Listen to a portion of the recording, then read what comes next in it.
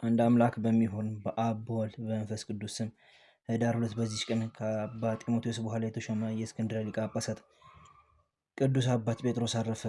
እርሱም ለአባቶች ሊቀ ጳጳሳት 27ኛ ነው። ይህንንም ቅዱስ እግዚአብሔር ለሊቀ ጵጵስና ሹመት መርጦ በሐዋርያ ማርቆስ ወንበር ላይ ካስቀመጠው በኋላ የቁስጥንጥንያ ሊቀ ጳጳሳት ቅዱስ አካኪዮስ እንዲህ የሚል መልእክትን ጻፈለት። እንደ ቅዱሳን ቄርሎስና ዲዮስቆሮስ ሃይማኖት ልዩ ሶስት በሆነ በአንድ አምላክ እናምናለን እናሳምናለን። ዳግመኛም በዚች መልእክት ውስጥ እንዲህ ብሎ ገለጠ። የተዋህዶ ጥቅም እንዳይሻር ከተዋህዶ በኋላ የአካላዊ ቃልን መለኮቱ ከትስብእቱ ሊለዩት አይገባም። ይህ አባ ጴጥሮስም እንደተቀበላት ገልጦ ስለ ቀናች ሃይማኖት ከራሱም ያለውን ጨምሮ ለመልእክቱ መልስ ጽፎ ከሶስት ምሁራን ኤጲስቆጶሳት ጋር ላካት። አባ አካክዮስም ተቀበላቸው። በቅዳሴና በቁርባንም አንድ ሆኑ። ይቺን መልእክት በቃሉ በሚያምኑ ሕዝብ ፊት አነበባት። ከዚህም በኋላ ሌላ መልእክትን ጻፈ።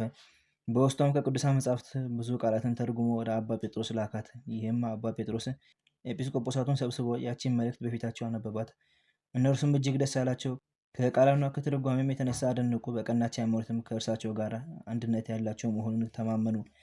ይህንንም አባት አባ ጴጥሮስንም ከሃዲያን ከሆኑ አይሁድ ከአረማውያንም ከመንበረ ሲመቱ እስከሚያሳድዱት ድረስ ስለ ቀናች ሃይማኖት ብዙ መከራ ደረሰበት። ከጥቂት ወራት በኋላ ወደ ሹመቱ ወንበር ተመለሰ። መንጋውንም በቀናች ሃይማኖት ይጸኑ ዘንድ አዘውትሮ ያስተምራቸው ነበር። ከእነርሱም ርቆ በስደት በነበረበት ጊዜ ከመናፍቃን እንዲጠበቁና በቀናች ሃይማኖት እንዲጸኑ መልእክቶችን ጽፎ ይልክ ነበር። በሹመቱ ወንበርም 10 ዓመት ኖሮ በሰላም አረፈ። ለእግዚአብሔር ምስጋና ይሁን፣ እኛንም በዚህ አባት ጸሎት ይማረን፣ በረከቱም ከኛ ጋር ትኖር ለዘላለሙ አሜን። በዚችም ቀን ዳግመኛ ለአባቶች ሊቃነ ጳጳሳት 63ኛ የሆነ የእስክንድርያ ሊቀ ጳጳሳት አባ ሱንትዮ አረፈ። ይህም አባት መንጋዎችን እያስተማረ በሹመቱ ወንበር 15 ዓመት ኑሮ በሰላም አረፈ። በረከቱ ከኛ ጋር ትኖር ለዘላለሙ አሜን። በዚችም ቀን ደግሞ የእስክንድርያ ነቢይት የሆነች የሴንቲዋ የቅድስት የአንስጣስያና የአባ ሊባኖስን መታሰቢያቸው ነው። በረከታቸው ከእኛ ጋር ይኖር ለዘላለሙ አሜን። አንድ አምላክ በሚሆን በአብ በወልድ በመንፈስ ቅዱስ ስም ህዳር 3 በዚች ቀን ከቆጵሮስ ሀገር ቅዱስ አባት ኪርያቆስ አረፈ።